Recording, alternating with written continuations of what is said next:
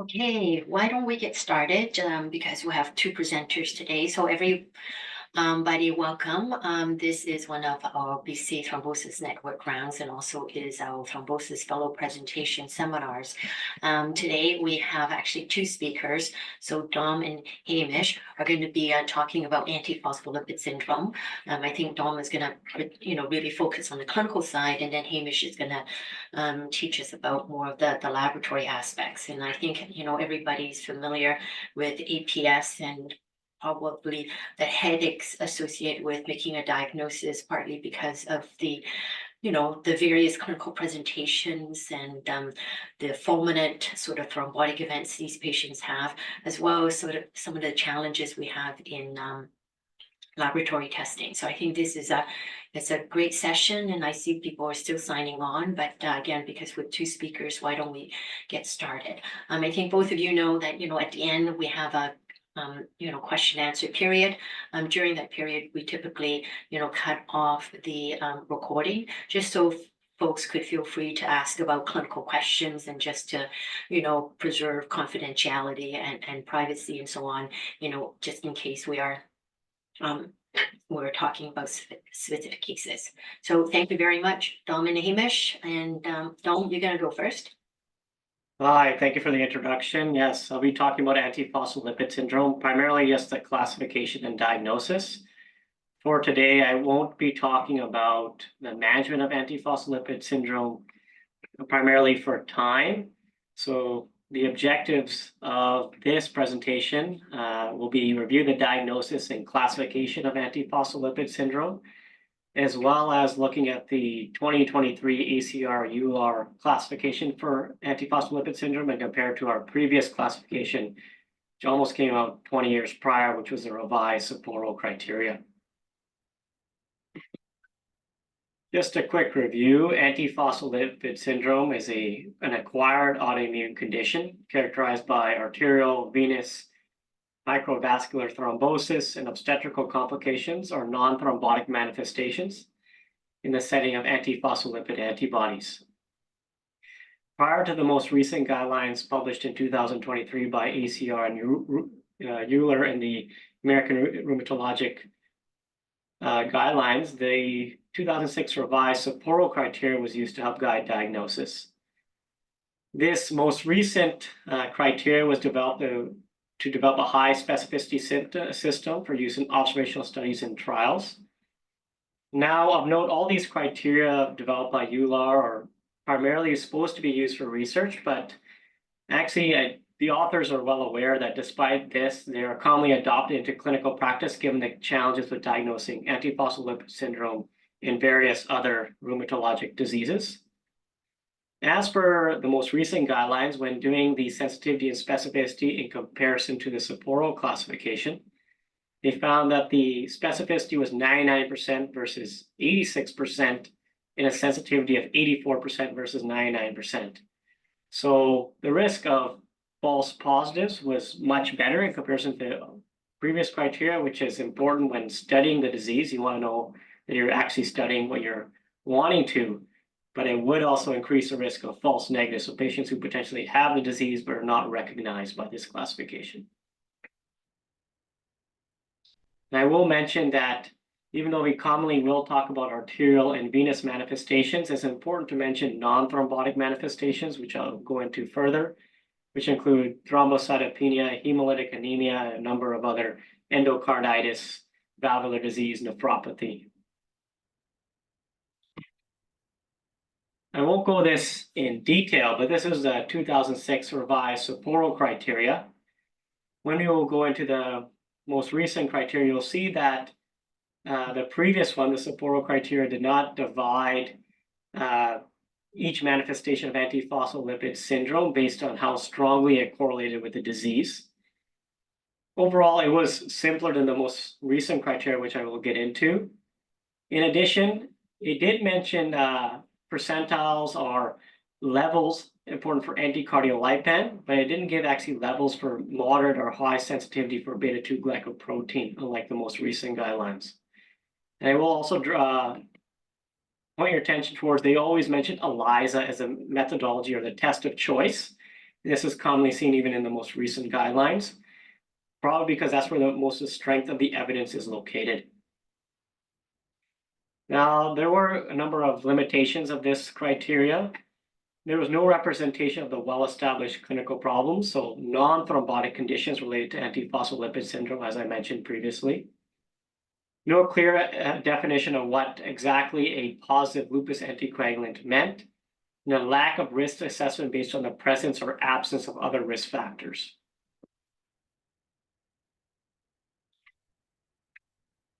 Unlike the previous 3 clinical domains, now there is 6 clinical domains, which include VTE, arterial thrombus, microvascular disease, obstetrical, cardiac valve, and hematologic. And then the 2 clinical laboratory domains, which is lupus anticoagulant testing and beta-2 anticardiolipin. There has been a refinement of the understanding of IgG and IgM beta-2 and anticardiolipin levels, which is represented in the most recent guidelines. So if we compare this to the 2006 Sapporo guidelines, you can clearly see this is much more complex. There actually was a CAN vector presentation in March of this year, which actually recommended to use a online calculator to help with a diagnosis, as clearly this would be very challenging to memorize unless seeing this every day. And I want to highlight that now there's a need for both 3 points in the clinical domain and 3 points in the laboratory domain to make a diagnosis of antiphospholipid syndrome. As well as there's an entry criteria so that we would increase the pretest probability of disease in the hope that we're actually picking the right patients to test for antiphospholipid syndrome rather than taking a very broad approach.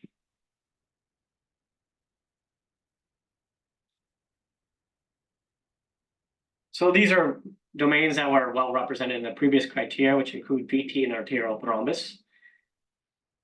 VTE is broad definition, including PE, DVT, splanchnic thrombosis, as well as atypical presentations like cerebrovenous thrombosis and retinal vein thrombosis. As well as arterial thrombus, as commonly we see at St. Paul's as a question of antiphospholipid syndrome in patients with organ infarcts without evidence of endocarditis. So that would be included within this definition.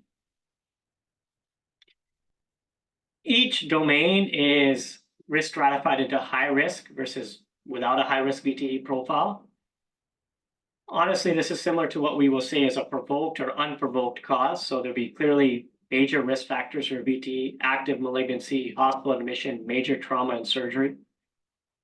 I do want to highlight that for minor VTE risk factors, you actually need 2 or more to get only 1 point. And some of them are some things that we actually would consider a more strongly provoking risk factor, especially hormonal replacement therapy, especially if it was caused within relative prescribing of the medication, pregnancy, as well as active autoimmune disease or inflammatory bowel disease. It's challenging to, similar to other guidelines, to determine the strength of the provoking factor, but it's important to note, and I will mention again as we go forward, antiphospholipid syndrome is a clinical diagnosis, and to use these guidelines as truly guidelines to help make the diagnosis. I think what's been much more challenging in clinical practice is actually the arterial thrombosis, especially patients who are thought to have a high-risk CVD profile who you think might have a high pretest probability for antiphospholipid syndrome. And I mentioned this is that we have high-risk CVD profile as a patient with CKD with a GFR less than 60, potentially well-controlled type 2 diabetes, but they have type 2 diabetes for greater than 10 years, dyslipidemia. And there are many patients who have likely maybe even minimal atherosclerotic disease, but have a mild form of CKD that theoretically have an arterial thrombus and meeting clinic laboratory domains, but not the clinical domain because they're thought to have a high-risk CVD profile. This is important to mention because it can make the diagnosis challenging, even though there's a high pretest probability from a clinical point of view or from the clinician itself. They may not meet the criteria as per the new guidelines. And you've actually seen a number of cases that have reflected this. What is actually much more well represented is microvascular disease. So this may likely trigger more testing in the future. particularly, unexplained pulmonary hemorrhage, adrenal hemorrhage, unexplained myocardial disease, or actually nephropathy that's associated with antiphospholipid syndrome. And they're divided into suspected and established. Suspected being like you use clinical exam or physical exam, while established being true pathology or bronchoalveolar lavage. This is important to mention because they're actually scored differently, which I'll get into. And each of these clinical domains are actually very well explained within the guidelines itself, and I haven't got into extreme detail exactly the definition of each. This is just an example of cutaneous of libido vasculopathy lesions, just taken from UpToDate. And like I mentioned, they're scored differently. You actually, for established disease, you get a total of 5 points, which would actually meet the clinical criteria of greater than 3 points, while if it's just suspected, you only get 2 points. So you still would need other clinical criteria to make the diagnosis.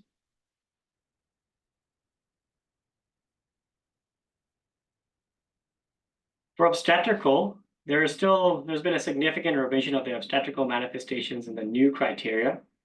There's been an addition of early fetal death from 10 weeks to 15 weeks and 6 days, improved definitions of severe preeclampsia and placental insufficiency that wasn't well described previously. As well, each obstetrical manifestation is weighted based on its association with antiphospholipid syndrome. You can see here that with the addition of greater than 3 consecutive early fetal deaths, it's been added, but it only gets you 1 point, while fetal death after before 34 weeks, but after 16 weeks with either placenta insufficiency or preeclampsia are given higher points. Now, there is a theoretical mention of obstetrical antiphospholipid syndrome where they meet this criteria, but they don't have other criteria of thrombosis. It's always challenging on what to do with those patients. Obviously, to meet obstetrical antiphospholipid syndrome, you need to actually have the antibodies present as well. The criteria for severe preeclampsia and placental insufficiency is either made by clinical criteria, blood pressure greater than 160, or the end organ manifestations of eclampsia. Placental insufficiency typically requires a pathologic diagnosis, or at minimum, Doppler ultrasound. And when comparing it to the Sapporo criteria, like I mentioned, there's been the addition of the 10 to 16 weeks of 3 consecutive fetal deaths, and a much better definition of non-severe versus severe preeclampsia. Again, it can be challenging because from history, there are at times clinical challenges with determining whether these miscarriages, especially early on in pregnancy, are potentially due to antiphospholipid syndrome or other maternal morbidity. But that's something I think that's going to continue to be challenging as we go forward. Another addition is the inclusion of thickening or vegetations of the cardiac valve. Now, both of these need to be unexplained and determined by echocardiographic criteria. Interestingly, it actually mentions that in antiphospholipid syndrome, the vegetations may appear more amorphous, more rounded, not associated with valvular destruction in comparison to infective endocarditis. So something to consider if you have a patient who, quote unquote, has unexplained infectious endocarditis or valvular thickening to help further work them up. Now, of note, vegetation will give you the 4 points for the clinical domain, but thickening will only give you 2 points. So again, if you have valvular thickening, you still need other potential criteria to meet the clinical domain. And lastly, there's the hematologic findings. It was added to the guidelines to help recognize heterogeneous antiphospholipid manifestations. They define unexplained thrombocytopenia as 20 to 130, so they actually excluded severe ITP patients. Looking at like some immune ITP literature, they describe up to 40% of patients with thrombocytopenia of antiphospholipid antibodies. Can be challenging to ascertain how many of these actually have syndrome versus, just antibodies. Obviously, it would be very challenging also to potentially anticoagulate these patients. but it's been added, and again, it only gives you 2 points, so without other clinical features, you cannot make a diagnosis of antiphospholipid syndrome.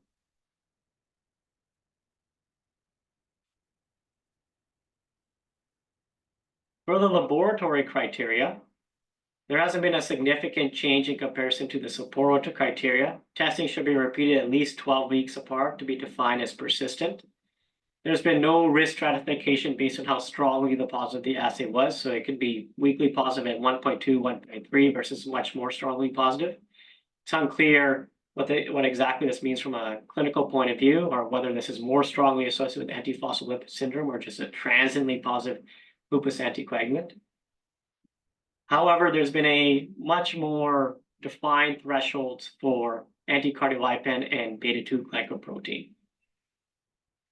Previously, there was defined thresholds for anticardiolipin, like I mentioned, a level of 40, while beta-2 glycoprotein is greater than 99th percentile. I think this is related to the challenges with measuring both of these antibodies. Furthermore, it gave equal weight to IgG and IgM antibodies. Now, there's less weight based on the type of antibody, with IgG thought to be more likely associated with antiphospholipid syndrome than just IgM antibodies alone. Of note, moderate is defined as 40 to 79, and high positivity is greater than 80. Now, this only applies to ELISA testing, but not other methodologies. They do mention that in the review article or the guidelines that they attempted to compare it to other assays, but it's challenging to know the levels that are consistent with moderate or high positivity. So they do not comment on those. So if you're going to use these guidelines to determine the strength of your beta-2 or anticardiolipin, I would make sure there was ELISA testing done. The authors do mention that in the scan vector seminar, if using another methodology, is that the assumption is there's cross-validation against an ELISA to help validate the test. However, as I mentioned, there are quite challenges with both testing, and they're subject to significant inter-assay and inter-laboratory variation, which I've commonly seen in comparison sometimes St. Paul's blood work results versus life lab results. So if I were to see a patient with antiphospholipid syndrome with a high pretest probability, and I've sent off this testing, I primarily would use potentially ideally the St. Paul's laboratory, as it is the provincial laboratory, to help make the diagnosis. And I mentioned it before, there's poor agreement between ELISA testing and other methodologies. And this is just showing the strength. So if you just have IgM disease, you actually will not meet the laboratory criteria greater than 3 points. And I didn't mention it previously, the lupus anticoagulant testing, if it's only single positive, it would be 1 point, but if it's strongly positive times 2, it would be 4 points. So meeting the laboratory criteria.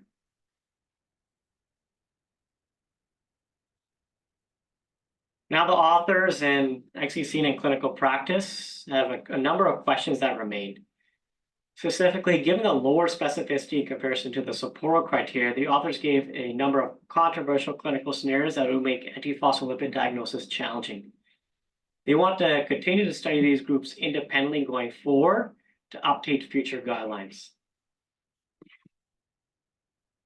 In particular, like I mentioned, you have these patients with high risk, either VTE or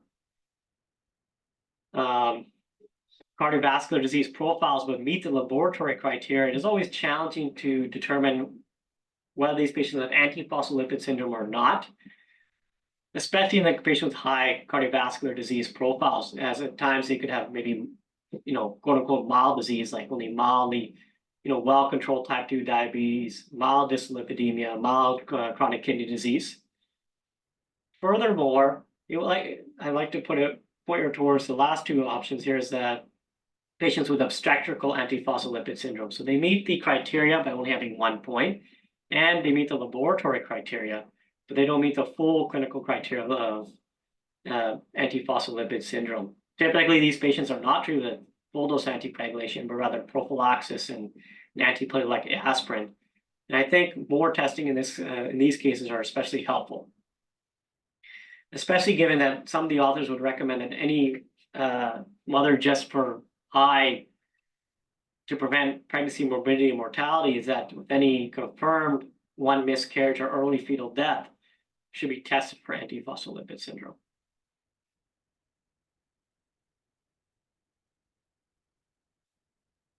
So overall, the guidelines have helped characterize antiphospholipid syndrome with greater certainty. It highlighted several previously under-recognized manifestations of the disease that will likely trigger antiphospholipid syndrome, antiphospholipid testing, especially the microvascular manifestations. However, with the lower sensitivities, there will be more false negatives in comparison to the previous criteria. Therefore, antiphospholipid remains a clinical diagnosis, and judgment should be used when patients have a high likelihood of the disease who do not meet the criteria. Thank you. I'll direct it towards Hamish now, and might be best just to save questions until the end.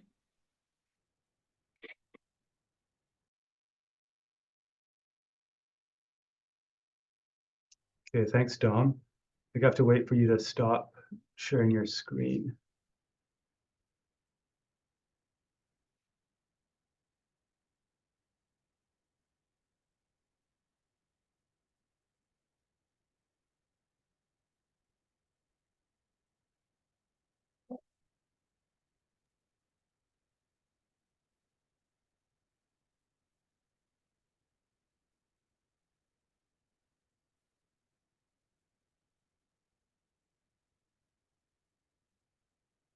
Okay, can people see the PowerPoint presentation? Yes, Hamish, yeah, perfect. Great. Okay, thanks. So for those who don't know me, my name is Hamish Nicholson. I'm a hematopathologist working at St. Paul's Hospital. And I was invited today to speak on lupus anticoagulant testing specifically. And when I checked in with Tony about what exactly I should talk about, he just said, if you can explain how the test works, that would be really helpful because people find it quite confusing, which I understand. Even those of us working in the laboratory find this one quite frustrating. So that's what I will endeavor to do today. Just that. So the objectives of my talk will be to review the basic principles of functional clot-based coagulation assays, and then to understand the principles and limitations of lupus anticoagulant detection using these functional clot-based assays. And to do this, I thought it'd be helpful to break the talk into three parts. First, very briefly review hemostasis and pre-analytical steps in coagulation testing, and then run through the basics of how the prothrombin time, INR, and APTT work. And those two, so the purpose of doing that is to try to build some context for us then to understand how lupus anticoagulant testing using functional clot-based assays, including the DR-VVT, work. So let's begin with hemostasis. So this image shows a schematic, very simplified schematic of coagulation, the coagulation cascade. This does not reflect the true complexity of what takes place in vivo when thrombus is formed, but it's a useful framework for us to conceptualize and understand how the clot assays work. And so we traditionally break the coagulation cascade into three arms or pathways.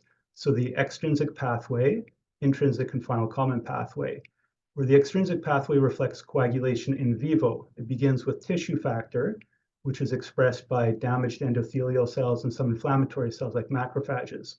It's not normally present in the blood, hence this pathway is called extrinsic. Tissue factor is extrinsic to the blood. And this pathway includes factor 7. Then we have the intrinsic pathway, which includes factors 12, 11, 9, and 8. Both of these pathways feed into the final common pathway at the level of factor 10.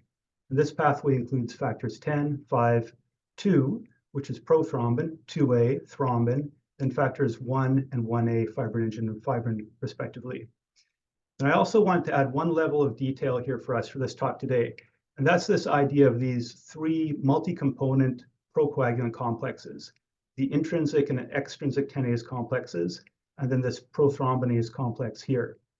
Each of these consists of an enzyme, the substrate for the enzyme, then a cofactor protein, calcium, and phospholipid. So if we focus on the prothrombinase complex here, the enzyme is 10A, which is activated by the upstream factors here, the extrinsic and intrinsic 10-ase complexes. Its substrate, which is prothrombin, its cofactor protein, which is going to be 5A, and then calcium and phospholipid. And in all cases, the phospholipid in vivo is provided by activated platelets.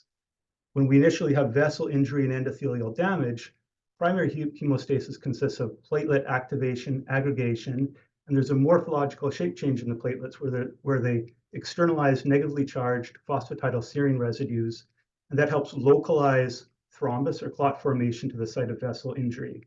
So these are the key players. And then for coagulation testing in the laboratory, we collect blood into this tube here. So this is the light blue top blood tube that contains the anticoagulant trisodium citrate. And the mechanism for that anticoagulant is calcium chelation or binding to suspend or arrest coagulation in the plasma by preventing that multi-component procoagulant complex formation. Once the blood is received in the laboratory, the next step in processing the blood for coagulation testing is to spin or centrifuge. And the purpose of this is to separate the plasma from the red cells and what's called the buffy coat, which contains platelets, a source of phospholipid, and white blood cells. And we decant off the plasma, and we'll use this for coagulation testing. The platelet membranes are the source of phospholipid, and so it's very important for special coagulation testing, including lupus anticoagulant testing, to ensure that residual platelet count is very low. So we actually spin this plasma a second time, so this is referred to as double spin, to ensure residual platelet count is less than 10. And then later, laboratory steps that add back calcium and phospholipid to allow coagulation to take place under controlled circumstances in defined concentrations are important steps in how we standardize routine coagulation tests for things like the PT, APTT, and DRVVT.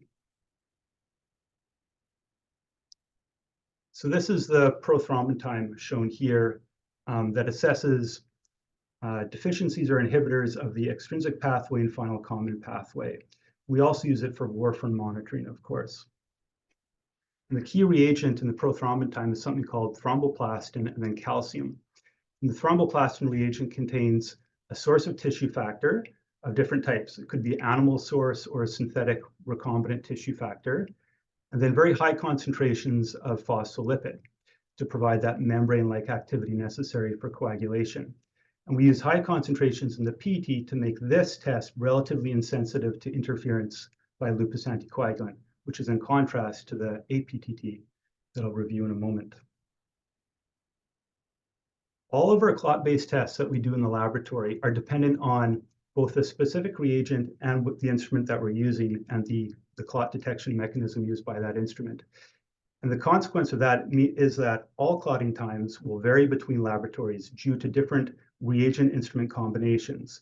And that's due to different types of phospholipid, different structural organization of that phospholipid and the concentration, different sources of tissue factor, different types of clot activator in the PTT and their concentration, different calcium concentration, then combined with different types of instruments by different vendors using different clot or endpoint detection mechanisms. That's problematic for warfarin monitoring, hence the development of the INR. And that was developed to help standardize the PT to allow for warfarin monitoring for patients between different laboratories. So conversion of the prothrombin time to a ratio in this case generates comparable results between different laboratories. And this is the equation for how we calculate the INR. It's the patient's prothrombin time divided by the geometric mean prothrombin time of normal pool plasma. And then that's all to the power of what is called the International Sensitivity Index, or ISI, which is a value that indicates how sensitive a particular PT reagent is to deficiencies in vitamin K dependent factors 2, 7, 9, and 10 compared to a WHO reference standard. And the ISI is unique for each lot of PT reagent and is supplied to the laboratory by the commercial vendor and will change each time that PT reagent lot changes. So I mentioned this to help us understand lupus anticoagulant testing, because in lupus anticoagulant testing, we convert clotting times to ratios for the same rationale, to reduce inter and intra-laboratory variation results, and to try to make an attempt to help standardize the results to allow comparison between different laboratories. So that means for the DRVVT and an APTT-based test used for lupus anticoagulant testing called the silica clotting time, for example. Screen clotting times are converted to ratios, confirmed clotting times are converted to ratios, and then we take a ratio of those two ratios and derive a final what's called normalized ratio, all to help reduce inter and intra-laboratory variation in results. It's just the same as what we're doing in the INR. Okay, and briefly we'll review the PTT. So now we're moved into the intrinsic pathway. So we're assessing deficiencies inhibitors of the intrinsic pathway factors and common final pathway factors. It's also used for heparin monitoring and to screen for lupus anticoagulant. The PTT reagent contains calcium, a negatively charged contact activator such as silica, ellagic acid, or kaolin, and then again phospholipids. And the phospholipid in the case of the PTT is in variable concentration depending on the reagent. And the LA sensitivity of that PTT will depend on the phospholipid concentration and again type in that particular PTT reagent. At St. Paul's, we purchase our instruments and receive all of our reagents for those instruments from a company called Hemasil or IL. They have 3 different commercially available PTT reagents with high, intermediate, and low LA sensitivity corresponding to low, intermediate, and high phospholipid concentration, respectively. The other important thing about the PTT is that the LA sensitivity can also be affected by the type of clot activator in a particular PTT reagent. So, for example, PTT-SIL uses silica as a clot activator, whereas PTT-FAX uses ellagic acid as a clot activator. And some literature suggests that silica is more sensitive to LA than ellagic acid. Okay, so now, having covered all that, we'll move into lupus anticoagulant testing and the DRVVT. So I think most people here will appreciate that when we talk about antiphospholipid antibodies, we're talking about a heterogeneous group of different antibodies, and they have different specificity against human phospholipid binding proteins. And 3 types of antiphospholipid antibodies have been traditionally recognized as important diagnostically, although some others exist, and be tested for. So that's our anti-cardiolipin, anti-beta-2, glycoprotein 1 antibodies, and then this phenomenon of lupus anticoagulant. But other antibodies exist, like antiprothrombin antibodies or antiphosphatidylserine antibodies, for example. And in the laboratory, we define a lupus anticoagulant with these three components here. So first, prolongation of a phospholipid-dependent clotting time. Secondly, incomplete correction of the prolonged clotting time when mixing in a 1-to-1 mix. I put a small star there because there's a caveat to this that I'll touch upon later. And then finally, the prolonged clotting time can be demonstrated to correct with the addition of excess phospholipid. Thus, an LA can be defined as a phospholipid-dependent inhibitor of coagulation assays. So these LA assays indirectly detect the presence of many different types of antiphospholipid antibodies through their non-specific interference in phospholipid-dependent clot-based assays. So we're indirectly inferring their presence this way, not directly. And one of the big confounding issues with this testing is that no gold standard reference measurement method exists for LA testing. And this means that these assays can't be calibrated. And in the laboratory, when we talk about instrument calibration, we're talking about the process of using a measurement standard, which is a sample with known analyte concentration, to determine the relationship between a value generated in the laboratory by our instrument and what the true value is. And it's important to calibrate our instruments to ensure measurement accuracy of that instrument compared to a known standard. But in the absence of a reference method, we cannot have a measurement standard, therefore we cannot calibrate lupus anticoagulant tests, which is in contrast to solid phase assays like an ELISA, which are used for detection of anti-cardiolipin and anti-beta-2 glycoprotein 1 antibodies. These tests directly detect the presence of antiphospholipid antibodies by capturing those antibodies with specific antigen targets in the bottom of, for example, ELISA, a microtiter plate well. These are immunological assays, and they are calibrated against a reference standard. And furthermore, they allow us to measure a specific titer or concentration of antibody. So if we return to lupus anticoagulants and how we're indirectly detecting them, what we're doing is, what's happening in this indirect detection is that the antiphospholipid antibodies, many different types, are binding to the reagent phospholipid protein complexes used in our coagulation tests, such as the APTT and the DRVVT. The effect of this is a prolonged in vitro clotting time, which gives an anticoagulant-like effect in the result of that clotting time. And that effect can be overcome by adding excess phospholipid, which will overwhelm, neutralize, or quench the antibody, and such that the in vitro clotting time will subsequently shorten when we repeat it with a high phospholipid concentration. So the guidelines recommend that when we screen as a laboratory for lupus anticoagulant, 2 different tests based on different principles should be used to demonstrate the presence of the lupus anticoagulant. And there are 3 major published guidelines on lupus anticoagulant detection, published in British guidelines in 2012, the most recent version, CLSI in 2014. The most recent guideline was published in 2020, and that's by ISTH. And the rationale for 2 tests is because no single test will have sufficient sensitivity and specificity to detect all lupus anticoagulants, which again is a heterogeneous group of different antiphospholipid antibodies with different antigen and epitope specificities. And the guidelines specifically recommend the use of 1, the DRVVT, because of its high LA specificity, and then an LA-sensitive APTT because of its high sensitivity for LA, preferably one that uses silica as an activator, such as the silica clotting time. So only one method may show positivity, which is fine. So for example, we could have a situation where we have a prolonged APTT that shows correction with excess phospholipid, but a normal DRVVT. In that case, a normal DRVVT does not exclude a lupus anticoagulant. Conversely, we could have a normal APTT and prolonged DRVVT shown to correct with excess phospholipid. In that case, the normal APTT does not exclude a lupus anticoagulant. So if positive by either method, the patient is considered to have a lupus anticoagulant. So this is the principle of the DRVVT, and relating it back to our schematic of the coagulation cascade. So this is the dilute Russell viper venom time, and it's a clotting test just like the PT and the APTT. In this case, reagent is a snake venom from the snake, the Russell's viper, and it directly activates factor 10 at the top of the final common pathway, which means that it bypasses the intrinsic and extrinsic pathway.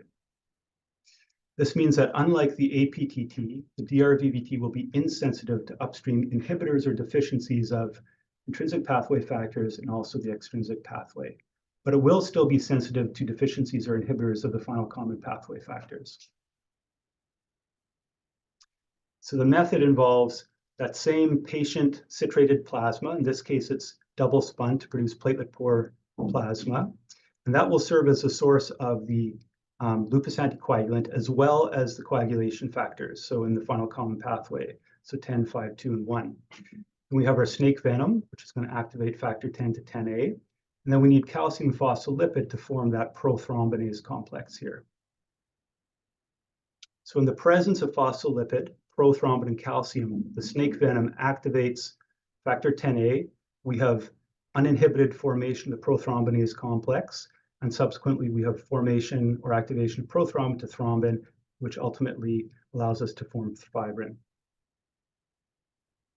We dilute the snake venom, hence the name dilute Russell viper venom time, to make the optimized sensitivity to the presence of antiphospholipid antibodies that will interfere in the assay to produce a clotting time that's roughly around 30 to 35 seconds in most cases. So when we then perform lupus anticoagulant testing, it's traditionally described as a 3-step procedure, and that relates back to the laboratory definition of what we call a lupus anticoagulant.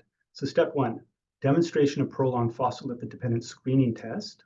Step 2, mixing study demonstrates incomplete correction of prolonged screening test. Then step 3, demonstration of phospholipid dependence using a high phospholipid concentration confirmatory test. And this 3-step procedure applies to both test systems, so the APTT system and the DRVVT. We then convert the clotting time, so the screening and confirming clotting time, to a ratio using one of two values for the denominator. So one of the values can be the clotting time of normal pooled plasma that's analyzed with each test batch of lupus anticoagulant testing, or the mean clotting time of the reference interval for each specific assay. Both are acceptable, and the different guidelines recommend different methods and discuss pros and cons of each. So again, just like the INR, normalization of the clotting times helps diminish variation in inter and intra-laboratory results due to those combinations of different reagents, instruments, operators, environmental variables, etc.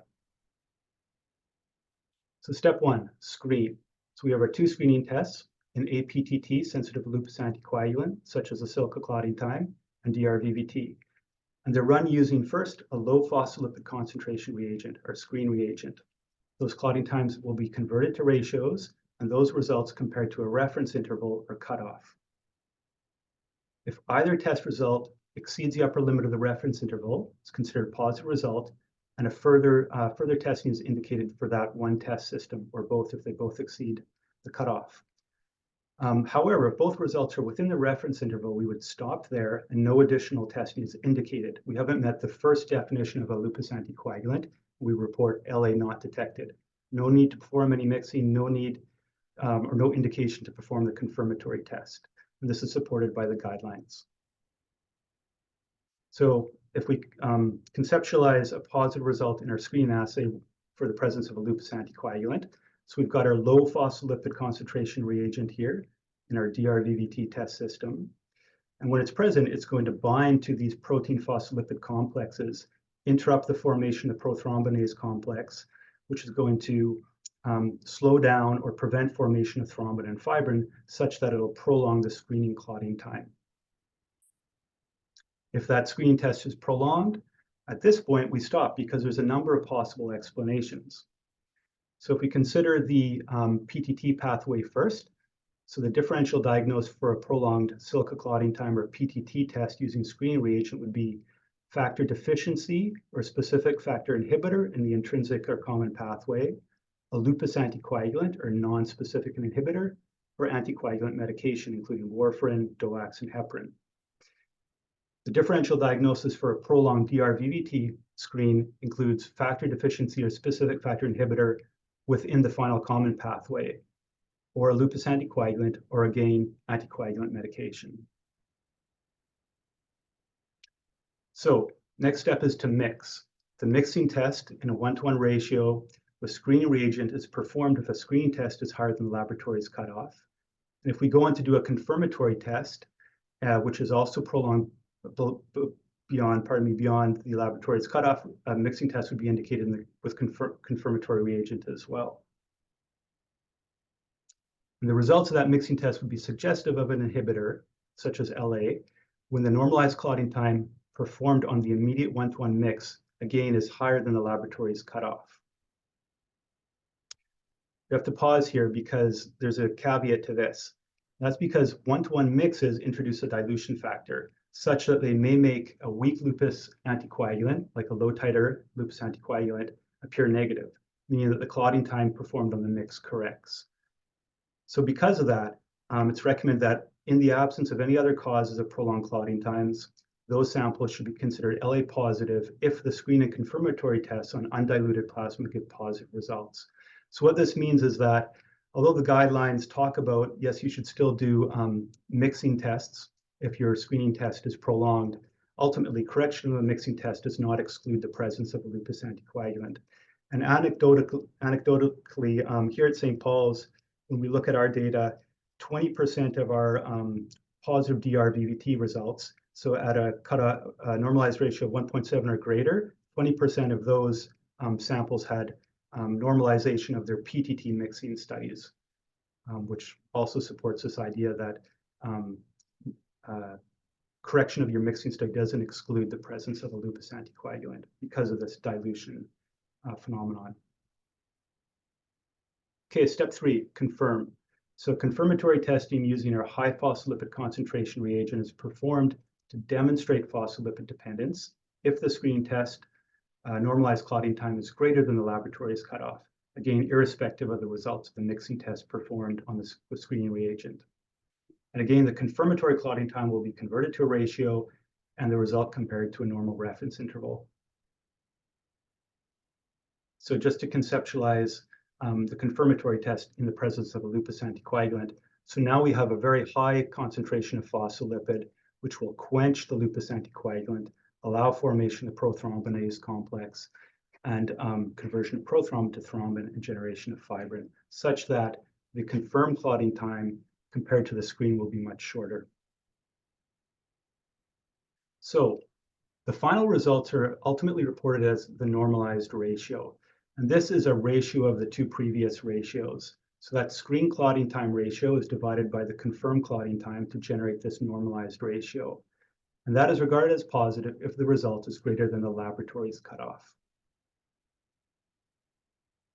So last year at St. Paul's here, we did a big validation project on lupus anticoagulant testing. That included validation of a new second assay for LA detection. So we validated the IL silica clotting time, which is a LA-sensitive PTT test using silica clot activator. It's an integrated test with both screen and confirm reagent. We also established local reference intervals and cutoffs for our existing DRVVT and the new silica clotting time. For that, we used 200 normal control plasma specimens. And specifically, the cutoffs we derived were using the 99th centile statistic and using 2 decimal places, which was a change from our previous cutoffs, which were 1 decimal place. Both of those steps improve the assay specificity, and using the 99th centile specifically conforms to the recommendation of the most recent published guideline, the ISTH 2020 guideline on lupus anticoagulant testing, as opposed to, for example, a laboratory could choose to use a 95th or 97.5 centile, which would decrease the specificity and increase the sensitivity of that assay. We also redesigned our local testing algorithm to align with guideline recommendations. And specifically, that includes a change where now confirmatory testing is only performed if that initial screen in one of the 2 test systems is prolonged. And this step, again, drastically improves the specificity of LA detection in our laboratory. The other thing we did is we validated the use of DOAC and heparin neutralizing agents to help deal with patient specimens that contain anticoagulant medication. So from our validation project, we generated these new cutoffs. So in the SCT system, a screen ratio greater than 1.42 is considered abnormal, and the normalized ratio in the SCT, the cutoff will be greater than abnormal results greater than 1.29. So this is the final normalized ratio. In our DRVVT test system, the screen ratio cutoff is greater than 1.4, and our new cutoff for the final normalized ratio is greater than 1.23. So results above those cutoffs are considered abnormal. And then finally, the other thing we did was looking at documenting the interfering effect of DOACs and heparin on LA test systems, and then validating the performance of these neutralizing reagents, DOAC stop, which is a charcoal-based neutralizing reagent, and then Hepzyme to remove those interferences. And just briefly some of the results of interest. So for rivaroxaban, we found this had the greatest interfering effect. We found in the DRVVT system, not silica clotting time. And so it interfered with DRVVT ratios, and those normalized ratios increased in a dose-dependent manner. And we observed false positive results in normal specimens. So I'll just show you some of that data here. So over here, these rows represent the plasma samples. The first 4 rows are normal control plasmas, and the last 2 are positive lupus anticoagulant plasma specimens here. We've got our PTT, INR, and thrombin times for those. And here we have our DRVVT screen. So this is a clotting time in seconds, converted to a DRVVT screen ratio by dividing the clotting time by the mean clotting time of the reference interval from our 200 normal control plasmas for our reference interval. And then our confirm reagent, screen in seconds, and then converted to a ratio the same way. Then finally, the DRVVT normalized ratio. So again, that's a ratio of the 2 ratios, the screen ratio divided by the confirm ratio. So here, the 4 normal control plasmas, the normalized ratios in the DRVVT are much less than the cutoff of greater than 1.23. And the positive samples are above that cutoff. And again, same results in the silica clotting time here. So what we did was we spiked all the plasma samples. So this is neat. This is baseline here, unspiked. We spiked them with 3 different concentrations of rivaroxaban, apixaban, and unfractionated heparin. So this is just showing the results for the highest dose of rivaroxaban we used in the spiking experiments. And so again, if we look here, the 4 rows of the normal control plasmas, we see that all the normalized ratios now are greater than the cutoff of 1.23. So these were the previous results before spiking. And that's explained by what's actually happening here is the rivaroxaban is disproportionately causing prolongation of the screen clotting times more than the confirmed clotting times, such that when we generate the ratios, it's pushing the ratios up to look like a lupus anticoagulant, especially this 4th normal control plasma specimen here. So look at the DRVVT screen times, 123 seconds compared to 66 in the confirm. And that ratio is 1.6. So not just minimally elevated, it looks like a pretty robust positive result. It's got cut off here by the screen, but we saw slightly stronger positive DRVVT results for the same reason in the 2 positive samples, and no influence on the silica clotting time. Apixaban actually shows the opposite effect, where it actually increases the confirmed clotting times more than the screen. We didn't see false negative results in the positive control samples, but we saw slightly lower normalized ratios. And both these findings are consistent with what's described in the literature for the same mechanism that we observe when we look at the clotting times. I won't show the data, but I'll just mention that unfractionated heparin also showed dose-dependent interfering effect on both the DRVVT and silica clotting time, and that included false positive results in the normal control specimens in both the DRVVT and silica clotting time. When we tested the DOAC stop and hepzyme, they showed no significant interference first on the neat samples, so the normal and abnormal controls, and they effectively removed the interfering effect of all the anticoagulants, such that the parameters returned to their baseline levels after spike samples were treated with those neutralizing reagents. Okay, and that's the end. Thank you.